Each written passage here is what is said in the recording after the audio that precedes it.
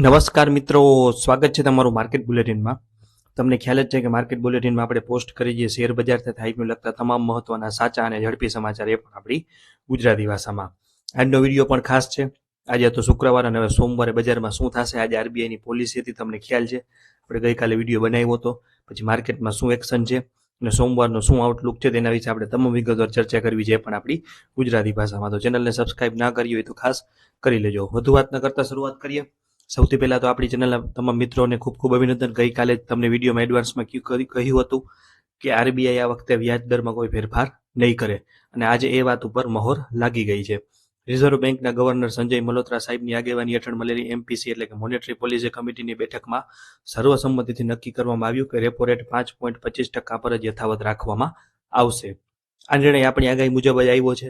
RBI પોતાનો stand neutral રાખ્યો છે, જેનો અર્થ એ છે કે બેંક અત્યારે ફ્લેક્સિબલ રહેવા માંગે છે. સામાન્ય માણસ માટે આનો સીધો ફાયદો એ છે કે તમારે હોમ લોન, કાર લોન કે પર્સનલ લોનના હપ્તા અત્યારે વધશે નહીં, જે મોંઘવારીના સમયમાં એક મોટી રાહત છે.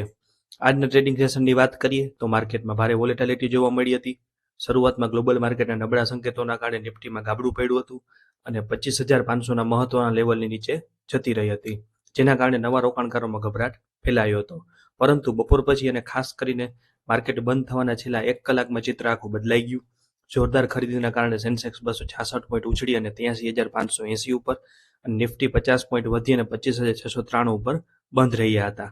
આખા અઠવાડિયાની તેજી ઉપર નજર કરીએ તો સેન્સેક્સ અને નિફ્ટી બંને લગભગ 0.5% સાપ્તાહિક વધારો નોંધાવ્યો છે, જે દર્શાવે છે કે બજારમાં નીચલા સ્તરેથી મજબૂત ટેકો મળી રહ્યો છે. સેક્ટર વાઇઝ જોઈએ, સેક્ટર મુજબ તો આજે બે અલગ અલગ વાતાવરણ હતા.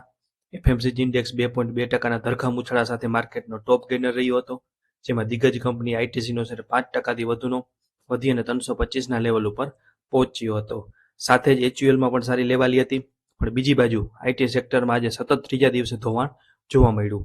આઈટી ઇન્ડેક્સ 1.47% ડૂબ્યો હતો. આ ઘટાડા પાછળનું મુખ્ય કારણ આપણે ખબર જ છે કે આગળ વાત કરી હતી કે એઆઈ ને કારણે નોકરીઓ અને ભવિષ્યના બિઝનેસ ઉપર આવનારો ખતરો છે. ટીસીએસ અને ટેક મહિન્દ્રા જેવા શેરોમાં રોકાણકારોએ નફો વસવાનું યોગ્ય સમજ્યું હતું. આ ઉપરાંત ફાર્મા અને ઓટો સેક્ટરમાં પણ થોડી નરમાઈ જોવા મળી હતી. બજારમાં ઉપરની સપાટીએ તેજી હોવા છતાં અંદરખાને ઘણી નબળાઈ પણ છે. આજે લગભગ 100 જેટલા શેરો એવા હતા જે વર્ષના સૌથી નીચલા સ્તરે એટલે કે 52 વીક લો ઉપર પહોંચી ગયા હતા. આ લિસ્ટમાં ઘણા મોટા અને જાણીતા નામ છે, જેમ કે Mankind Pharma, Cyient, Hexaware Technologies, Happiest mind, Syngene International અને ઇન્ફોજ એટલે કે નોકરી. આ એક બહુ મોટો સંકેત છે કે માર્કેટમાં અત્યારે બધે જ તેજી નથી. જો તમે ખોટા શેરમાં ફસાયેલા હશો તો ઇન્ડેક્સ વધવા છતાં પણ તમારા પૈસા નહીં વધે. જે પણ શેરમાં રોકાણ કરો તેમાં સમજી વિચારીને અભ્યાસ કરીને રોકાણ કરવું. કંપનીઓના ક્વાર્ટરલી પરિણામોની સીધી અસર આજે જોવા મળી હતી. નાઇકાનો નફો 142% વધતા શેર 7% ઉછળ્યો, જ્યારે એમઆરએફનો નફો 691 કરોડ પહોંચતા શેરમાં 8%ની તેજી જોવા મળી.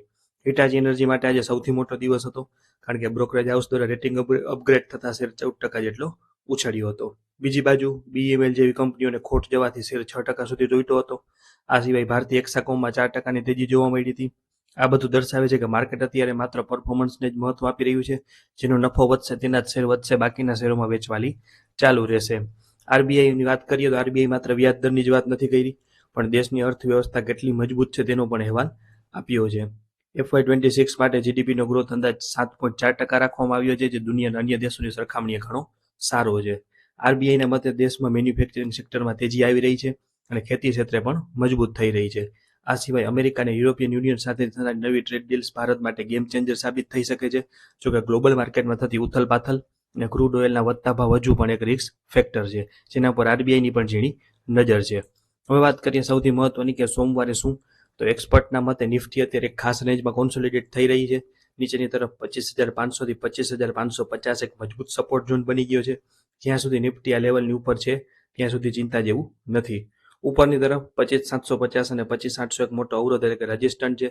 જો સોમવારે માર્કેટ અવરોધને પાર કરીને તેની ઉપર બંધ રહે છે તો નિફ્ટીમાં નવી તેજી જોવા મળશે, જે તેને 26,000 અને ત્યારબાદ 26,200ના લેવલ સુધી પણ લઈ જઈ શકે છે. એટલે કે સોમવારે ઓપનિંગ વખતે ઉતાવળ કરવાના બદલે માર્કેટ કઈ તરફ વળે છે તે જોઈને ટ્રેડ લેવો હિતાવહ છે. તો મિત્રો, વિડીયો પૂરો કરતા એક ખાસ સૂચના, આ વિડીયોમાં જે પણ માહિતી આપી છે તે માત્ર એજ્યુકેશન અને નોલેજ હેતુ માટે છે. શેર બજારમાં રોકાણ કરવું એ જોખમને આધીન છે, એટલે કોઈ પણ શેર ખરીદતા કે વેચતા પહેલા તમારા ફાઇનાન્શિયલ એડવાઇઝરની સલાહ ચોક્કસ લેજો અને પોતે રિસર્ચ કરજો. જો તમને મારી આજની આ સચોટ આગાહીને માર્કેટ એનાલિસિસ ગમ્યું હોય તો વિડીયોને અત્યારે લાઇક કરો અને તમારી આ ચેનલને સબસ્ક્રાઇબ કરવાનું ભૂલતા નહીં. બેલ આઇકોન દબાવી દેજો જેથી સોમવારના માર્કેટની અપડેટ તમને સૌથી પહેલા મળે. મળીએ છીએ આગામી વિડીયોમાં. ત્યાં સુધી સાવચેત રહો અને સમજદારીથી રોકાણ કરતા રહો. આભાર. અને આવા તમામ મહત્વના અપડેટ માટે માર્કેટ બુલેટિનને સબસ્ક્રાઇબ કરવાનું ના ભૂલતા અને આપણા ઇન્સ્ટાગ્રામ પેજને પણ ફોલો કરી લેજો. આભાર.